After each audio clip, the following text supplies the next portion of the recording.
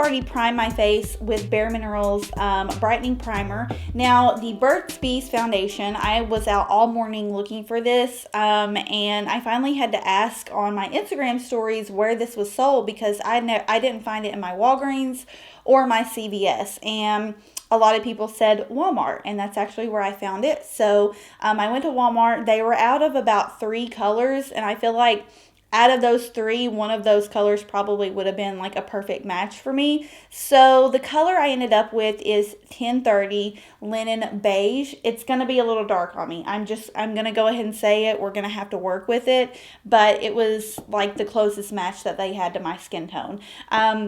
So yeah, let's go ahead and try this out. It is called the Goodness Glows Liquid Makeup, and it says with responsibly sourced meadow foam. I don't know what that is. I really don't know much about this foundation other than a lot of you guys asked me if I could review it. I don't know why, but maybe it's because I do a lot of natural looks on my channel. But this says, our full coverage mineral formula leaves skin smoother and more radiant with a natural finish that's not heavy or greasy. Our moisturizing foundation instantly hydrates and nourishes the skin with meadow foam sea oil. So whatever that is, I don't really know. It says it's known for its moisturizing benefits for naturally beautiful results, both inside and out. So yeah, we're gonna test this out. I applied a pump on the back of my hand, and I'm gonna use a beauty blender for one side of my face and a brush for the other side. They also had, I don't know, maybe this color will match. It seemed to oxidize on my hand a little bit when I swatched it, so that's what I'm kind of worried about. But I had originally picked up Buff, and I thought, well, it'll probably be light, but I can darken it up. And then I looked at this Linen Beige, and it really didn't look that much darker. Oh, yeah, I can see it's oxidizing. Yeah. Okay, so be forewarned, I think this does oxidize quite a bit on the skin. It's turning a little orange on my pale face right now, but it's not too bad. I feel like I can work with it. Do you see this right here? Do you see how this is kind of like dried? Like it's dried down? Is that not weird? And it's supposed to be a full coverage foundation. I'm actually kind of shocked that it does have coverage to it. So I'm going to do another pump. I want you to see the color when I pump it out. Let me see if I can get a close-up of that. Do you see how light that looks? And then let me see if I can do a little swatch over on the other side of my hand. And then as soon as I start to rub it in, I don't know if you can tell, it starts to go darker. Do you see that where I've rubbed it in and it's kind of oxidizing a bit? So keep that in mind. I don't like the way this looks. I'm just going to go ahead and say, this is like drying down matte. It does not look radiant at all. Okay, I'm going to keep going. We're going to keep going. Do you see how when I pounce this on my face, it almost leaves like an imprint, like it's not wanting to buff out or blend out? It's almost like it's just immediately sticking to my skin. I don't know, that's so weird. Oh, by the way, this foundation was $16. I mean, it was like $15.99 or something like that. Is that not outrageous? Do drugstore brands not realize that you can go to Clinique now and you can get a foundation for like $25? It blows my mind. They also had a matching powder that went along with this foundation. It was called the Mattifying Powder Foundation. It was also $16. And I was like, I'm not about to spend $30 on Burt's Bees. And also, why would I wear a mattifying powder on top of a foundation that's supposed to be a glowy product? You know what I mean? So I don't know what the marketing was there. I don't know if it's supposed to be like separate, like if you actually do use that powder as a powder foundation. I'm not really sure. But what is going on with this? I don't know if you guys can see, but it's like, you can see that distinct line right there.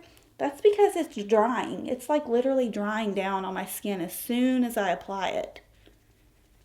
The color is actually not too bad.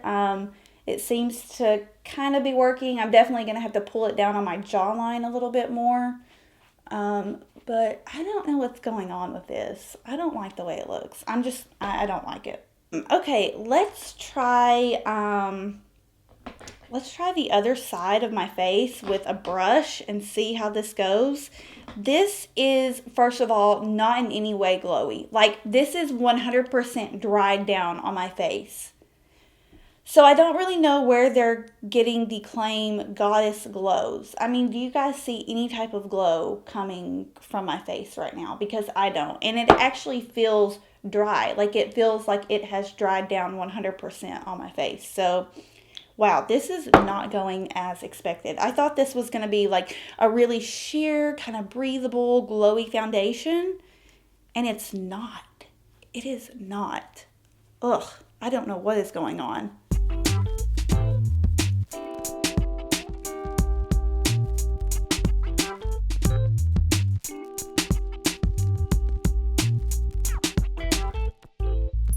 So with the brush, it kind of seems to disperse a little bit better on the skin.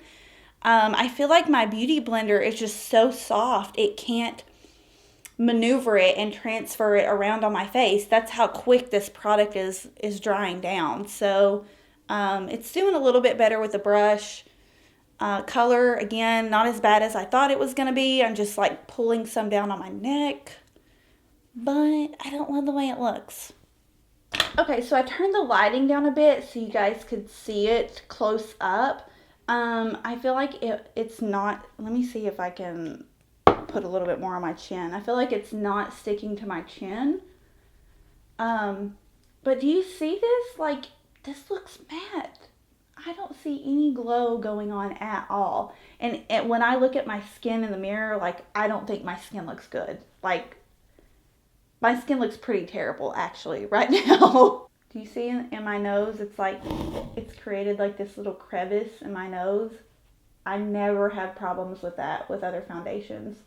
People ask me why I don't do more drugstore videos. This is why. This is literally how the outcome is every single time for me. Okay, so this is what it's looking like after concealer and powder. There are certain parts of my face that I feel look really patchy. My chin especially.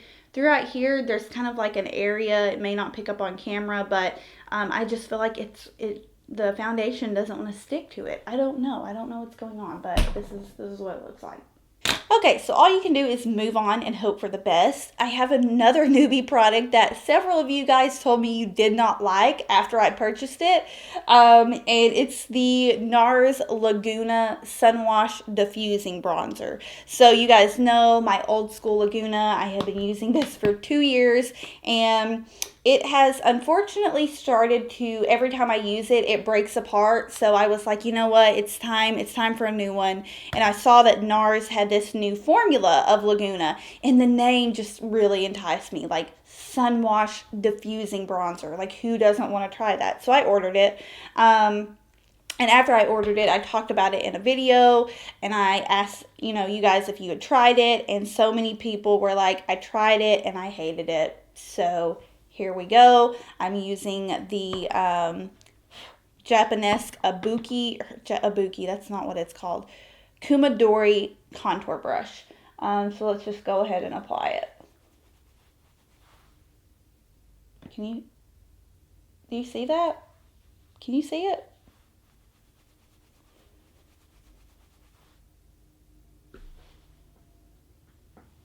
Oh my God.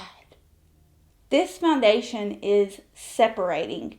Like, I just applied that bronzer and it is separating. Like, it is pulling apart. You know how when you apply like a liquid on top of a powder, how it does that like separation?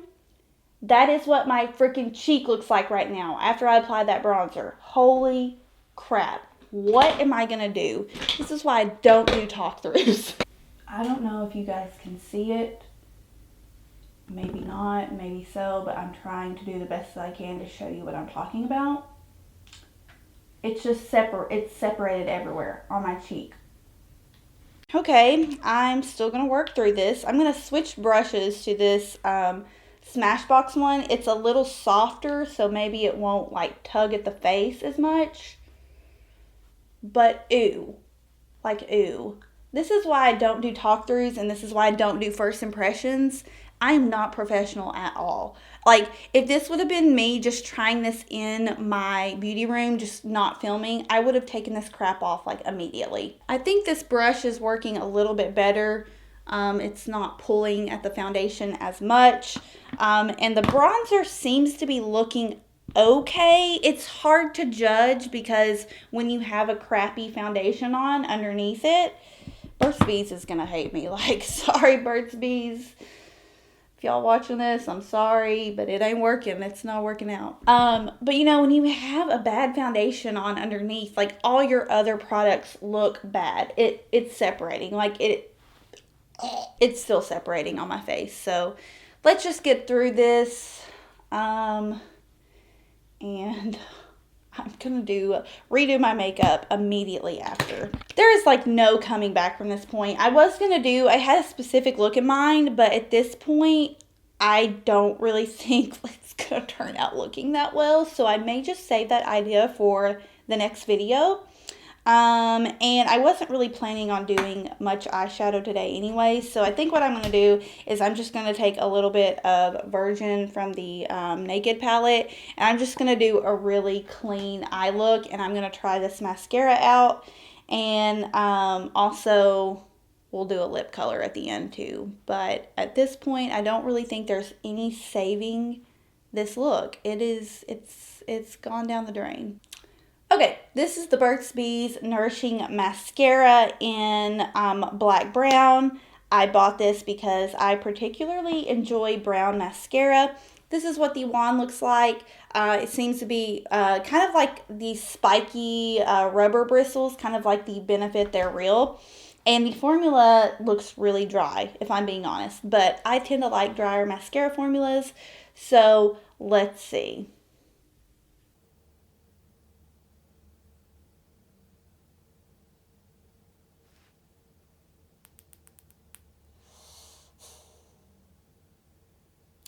So all I'm going to say right now is that this is really dry. Like, this is super dry.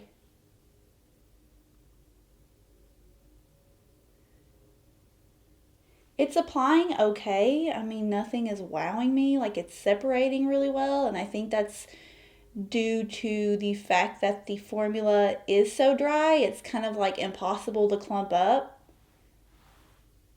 I don't know. Let me move closer.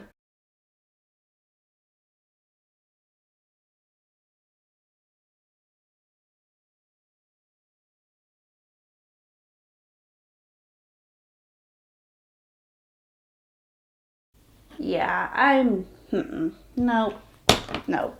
Okay, gonna go ahead and move you in close, give you my final thoughts. I am looking at myself in the mirror right now, and I am very unhappy with how my makeup looks. If I were to kind of just point out a few things to you guys that are making me unhappy about this foundation, the first is that it looks so dry on my skin. I don't understand. It is like clinging to my fine lines around my face, underneath my eyes. I've got creasing underneath there, which I know I applied concealer, but my eyelids look so dry. It's like somehow managed to just patch up on my eyelids, and my forehead lines are popping. So, you know, at first glance, it just looks so dry. Second thing I absolutely despise about it is that it started separating when I applied product on top of it, and I sat it with a powder. I didn't set it heavily, but I feel like it had already sat on my face. Like, did I not say that it felt like it had dried down?